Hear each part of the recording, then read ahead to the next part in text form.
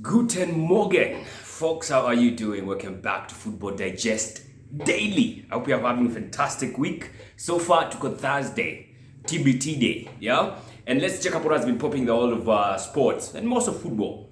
Since last time I was there, that was on Tuesday. We've had Champions League football going down Tuesday and yesterday. And today, we're going to be having big time football going on, Thursday night football.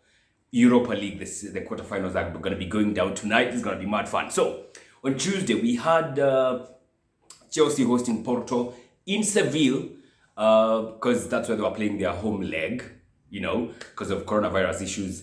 And Chelsea lost that game 1-0, but they progressed to the semi-finals because they had won 2-0 away from home. And that goal was scored in the 90th minute, in the third minute of the 4 additional minutes. That's when Porto were able to score, but that was not... It was a fantastic goal, just not good enough to see them through. Just not good enough. So Chelsea are through to the semis. And I was seeing something. The last time Chelsea, I think, were in the semis was, I think, in 2012. I don't think I've reached the semis since then. In that time, they had just fired a young manager out of poor run of results. This time around, they've done the same shit. And that is Frank Lampard. That time, they finished 6th in the Premier League. I don't know where they're going to finish, but they're definitely not in the top 4 right now. They had faced Portuguese opponents in the quarterfinals. They have just beaten Porto in the quarterfinals. They went ahead to face Spanish opponents in the semis. They're going to be facing, who is it? Real Madrid, because, Madrid went through yesterday. So, interesting. That was way back in 2012. Might that happen again? I don't know. Honestly, I don't think so. Sioni Kai Chelsea as a do shit, to be honest. I don't think they can knock out Madrid. And even if they do, I don't think they can win the finals. I don't. Same night, we had PSG playing against Bayern Munich, and they were playing at home. Bayern Munich won that game 1-0. Still not good enough to see them through because, PSG had scored 3 away goals. And PSG, again, they were thorn in their flesh. Neymar had a heck of a game. How he did not score like a hat-trick, I don't know. Because he had so many clear chances, he just needed to be a bit more clinical. But he wasn't for the night, and just like that, they didn't score a goal, but that was all they needed. Not to score a goal and not to concede many. So they scored 1. They conceded 1, and that was enough to see them through. Mbappe and Neymar are going to be a thorn in everybody's flesh in this Champions League. If you can't handle them, they might just knock you out, and they might just go ahead and win it. And I've seen also some crazy stats, yeah? So the last 8 out of 9 seasons, 8 of those seasons, the team that has won the Champions League has either been Bayern Munich or that team has knocked out Bayern Munich. Another interesting fact. So I'm looking at that. The Chelsea thingy and this other thing of knocking out Madrid, Bayern Munich, which one is heavier? And I'm looking at this side of Bayern Munich being a bit more solid this season around. It's PSG. They're playing well. They're quite clinical. They're quite clinical in the counter-attacks. Neymar, Mbappe causing a lot of havoc. Versus this Chelsea side. Nah, the Chelsea side are easy. So the 8 out of 9 seasons thingy might just go through. Might just be the one that's going to be taking place this time around. So that was on Tuesday, yeah? And of course, again, Bayern Munich, I felt like they missed likes of Lewandowski and Gnabry. They were absolutely missed. Choupo-Moting, he tried. Of course, he's the one who scored the goal, but still not enough. Not enough. On Wednesday, yesterday, we had the most interesting games, you would say. Of course, the Bayern one was interesting because we wanted to see if Bayern can turn it around. They did not manage to do that. So yesterday, we had Man City going to Borussia. Yeah, going to Germany to host Borussia, to play Borussia. And Borussia scored fast, and it seemed like, oh my God, this is it. The game will go on. Man City might, fail again to reach the semi-final for the 4th year in a row because they have failed in the quarterfinals 3 years in a row. So it seemed like it is going to be the 4th one, but Borussia nikawa walichokoza nyuki. Dortmund walikujiwa. After that, it was all about Manchester City, and they went ahead to score. Emre Can with a stupid ass goal. He gave away, of course, a pen. And then Foden. Man like Foden. Do I need to talk up Foden anymore? And it's funny, that game for me epitomized English football. Because 3 goals were scored. 2 goals were scored by Englishmen. Englishmen who are young. Jude Bellingham, the fantastic goal he scored for Borussia Dortmund. That man is 17 years old. 17 years old. With a heck of a goal like that in the Champions League quarterfinals. You love to see it, don't you? Phil Foden scored for Manchester City. Another cracker. Just like he did in the previous game where they were playing against Borussia. He did it again. Mandem is 20 years old, I think. Yeah, Foden is 20. If he's older than that, he can only be 21. He's not older than 21. So young Turks, for me, just epitomizes the future of English football. It's bright, for lack of a better word. So City, of course, they held on and they won the game 2-1. And they went through, of course, now they've gone through to the semis for the first time since 2016. Hawajaiona semi-final even a match since 2016. And I dare say, that clash between Man City and PSG, hiyo itakuwa ya kukata na shoka. Believe you me, whoever wins that tie is going to win the Champions League. I'm willing to bet on that. Then the other one, we had Madrid going to Liverpool. Liverpool trying to make a comeback. Madrid without their two best centre-backs. Liverpool, of course, without their two best centre-backs. But I feel like yesterday was the difference. The difference between Madrid and Liverpool was Thibaut Courtois.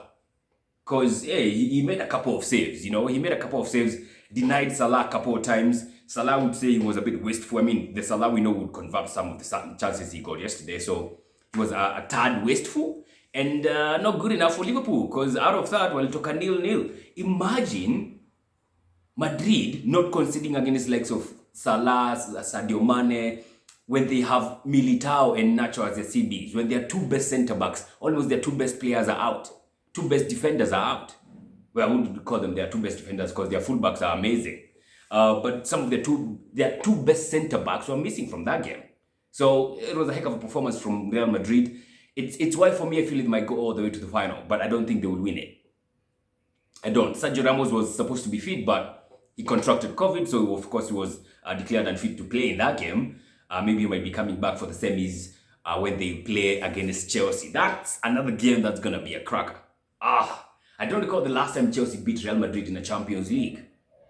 I cannot remember. So, interesting games all around. I totally enjoyed watching. I watched the Bayern PSG game, and the other one was Man City versus Borussia. Those are the two games I kept an eye on, and they were amazing. Absolutely amazing, for lack of a better word.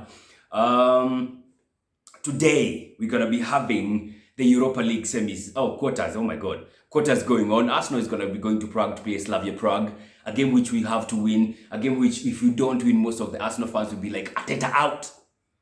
Yeah, it's going to be Arteta out. I'm holding my thoughts on that one for a minute. I'm not yet Arteta out, to be honest. I'm not. So I want to see how we're going to do tonight. I think we should progress. If you don't progress, I'm willing to bet if we don't progress, it's going to be going down to individual mistakes, because that's what you're made of. And not the coach's mistakes. Players making fucking blunders.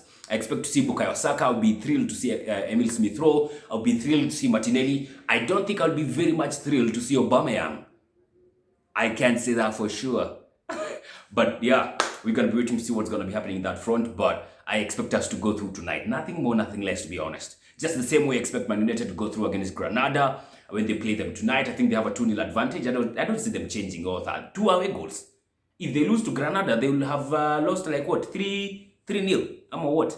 Because Granada had to score like 3 goals for them to go through above Man United. So 3 goals above Man United. I don't see Granada doing that. I don't. Villarreal is going to be hosting Dinamo Zagreb with a 1-0 advantage. They won 1-0 away from home. And then the other one is Ajax hosting Roma. They have 2-1 victory. They got a 2-1 victory at Ajax. So Roma are in a very good possession to go through to the semi. So it's going to be interesting to see what's going to be popping on that front. Some transfer dealings are happening. We are not even near to the transfer window, but deals in happen too. Like Neymar.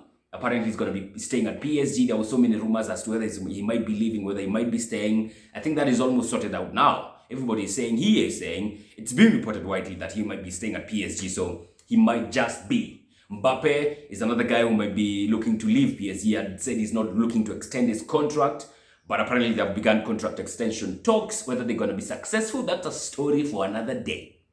All right, we're going to be keeping a close eye on that one. I don't know, honestly, if Mbappe is going to stay at PSG. Maybe if Neymar stays, Mbappe might, but yeah, time will tell on that one. Balogun, the Arsenal striker, young striker who is was looking to leave. Apparently now he might be staying at Arsenal. Apparently we have offered him a new contract, which he has accepted. And he's going to be signing it. It's going to be made official in the next coming days. So I'm looking forward to that. Balogun is a heck of a striker. He's got so much potential. It's a high time we started seeing him play. Got me thinking, like, if he stays, maybe you might be looking to sell Lacazette. maybe you might be looking to cash in on him because he's been having a fantastic performance. Maybe you might just be cashing in on him. I don't know, because his contract, he has 2 years left. Actually, after this summer, he'll be having 1 year left on his contract, so we might be looking to cash in on him. And he's doing quite good. He scored 13 goals in the Premier League this season, 4 more than Aubameyang. I think he's having one of the best returns he's had in a long time. The last time he had a fantastic season, he scored 18 goals in total. Now he has scored 15 goals in total. So 13 in the Premier League and 2 in other competitions. So let's see what he's going to be doing. Maybe the way he performs like that, he might be giving us some leverage in terms of getting money when we sell him.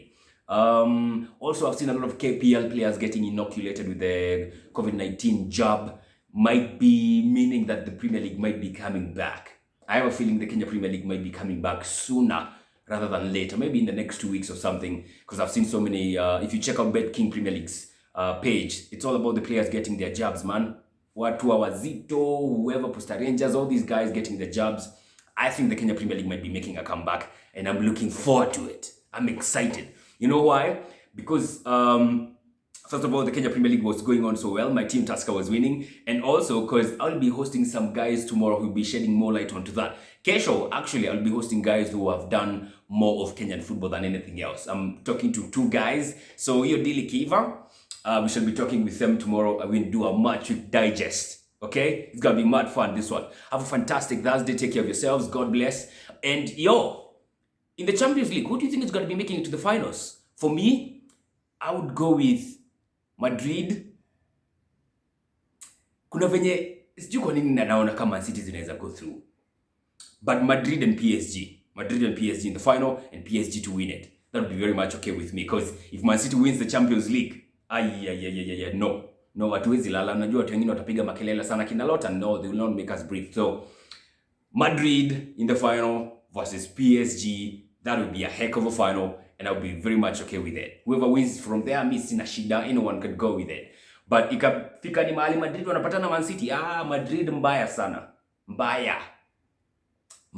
Alright, so let's see what's gonna happen today in the Europa League. I'm looking forward to it. It's gonna be mad fun. Take care, guys.